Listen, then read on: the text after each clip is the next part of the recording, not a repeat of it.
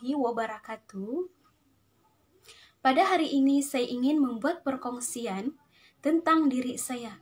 Kenapa saya jatuh cinta kepada Islam dan kenapa saya ingin kenal Islam lebih mendalam. Sedangkan saya sudah Islam. Saya tidak mau, saya hanya Islam dalam kad pengenalan saja, tetapi saya tidak mendalami Islam dan kemanisan Islam itu. Pada hari ini, saya ingin kongsikan kenapa saya jatuh cinta kepada Islam. Saya jatuh cinta kepada Islam kerana solat. Kenapa saya katakan solat? Apabila saya solat, ketenangan itu saya tidak pernah alami dan tidak pernah rasa seumur hidup saya. Bukan saya kata saya berdoa dulu tidak ketenangan. Bukan saya kata begitu. Tetapi saya alami ini dan saya rasa begini, ketenangan ini apabila saya masuk Islam. Ketenangan ini betul-betul saya alami, begitu tenang sangat. Kenapa saya cakap begitu? Apabila saya berzikir, zikir ini apabila saya alami banyak masalah dan begitu banyak masalah saya hadapi, apabila saya berzikir, begitu tenangnya hati saya dan saya rasa besarnya masalah itu menjadi kecil. Begitu tenang. Apabila kita ingin mendalami sesuatu, jangan kita mendalami hanya kepada Islam yang asli. Kita nilai Islam yang asli, tetapi kita tidak mendalami kemanisan Islam ini. Lebih baik kita mendalami sesuatu perkara dengan mata dan hati kita sendiri, dengan diri kita sendiri, agar kita mendapat mendalami sesuatu itu dengan mata kita sendiri, dengan diri kita sendiri, dengan hati kita sendiri. Apabila kita mendalami sesuatu dengan diri kita sendiri, kita akan merasa nikmat sesuatu yang kita dalami itu. Contohnya, kita ingin mengenal pasangan kita. Adakah kita akan kenal dia satu hari terus kita akan kawin? Tidak. Kita mengenal istri kita atau suami kita mungkin mengambil masa 1-2 bulan, 3-2 bulan. Saya jatuh cinta kepada Islam adalah tentang aurat. Yang dimana Islam mengajar kaum wanita betapa pentingnya kita menjaga aurat. Kenapa saya kata begitu? Pentingnya jaga aurat, pentingnya jaga pemakaian dari pandangan lelaki. Kerana pandangan lelaki, mata lelaki begitu kejam memandang wanita. Dan saya harap kaum wanita muslimah, jagalah pemakaian dan jagalah aurat. Kerana aurat ini sangat penting. Apabila kita menjaga aurat, terjagalah maruah diri kita. Perkongsian saya sampai di sini saja. Jika ada silap bahasa dan terkasar bahasa, saya memohon maaf. Yang baik datang dari Allah, yang kurang baik datang dari diri saya sendiri. Assalamualaikum warahmatullahi wabarakatuh.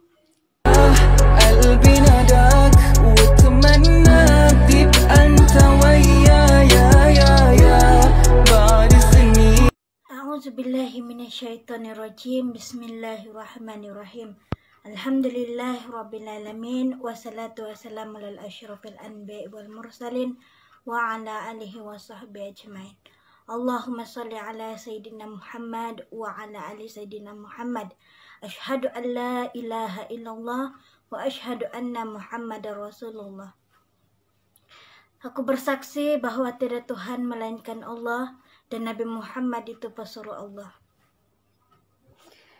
Saya akan membahas sedikit sebanyak tentang Nabi Muhammad sallallahu alaihi wasallam. Nabi Muhammad sallallahu alaihi wasallam merupakan seorang manusia biasa yang diutus daripada Allah Subhanahu wa taala untuk manusia, untuk membetulkan akidah manusia dan membawa manusia ke arah kebaikan. Mengapa pentingnya risalah yang telah dibawa oleh Nabi Muhammad sallallahu alaihi wasallam adalah salah satunya disebut dalam Al-Quran sebagai rahmat, yaitu rahmatan lil alamin, yang bermaksud rahmat bagi seluruh umat manusia. Risalah yang telah dibawa oleh Nabi Muhammad ini begitu luas dan mencakupi oleh semua umat manusia. Tidak pernah ditemukan oleh nabi-nabi sebelumnya. Dalam Al-Quran surah ke-34 ayat ke-28 Allah berfirman, "Wa ma arsalna ka illa kafatan linnas." Yang bermaksud, tidaklah kami mengutuskan engkau wahai Nabi Muhammad sallallahu alaihi wasallam kecuali misimu akan mewakili dan dibawa kepada seluruh kalangan umat manusia sampai kehidupan berakhir. Bercakap tentang rahmat yang bermaksud solusi kepada seluruh persoalan yang dialami dalam kehidupan.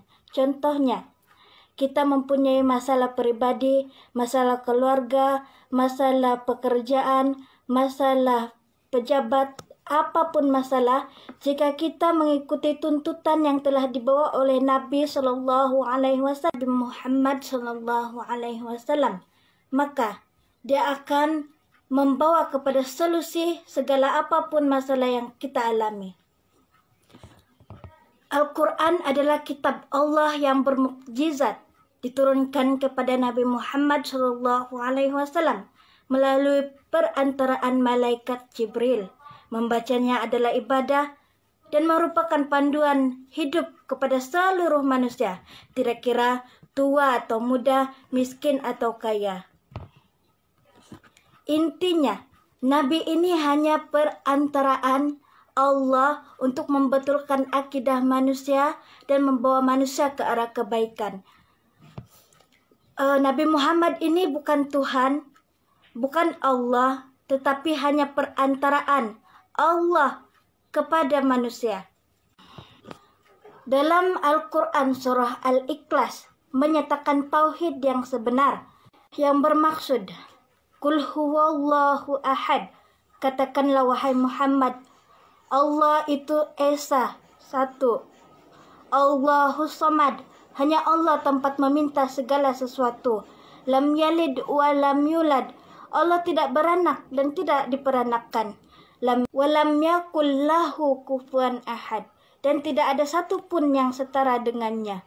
Maka jelaslah Allah itu bukan makhluk, tidak beranak dan tidak diperanakkan. Sekian, terima kasih.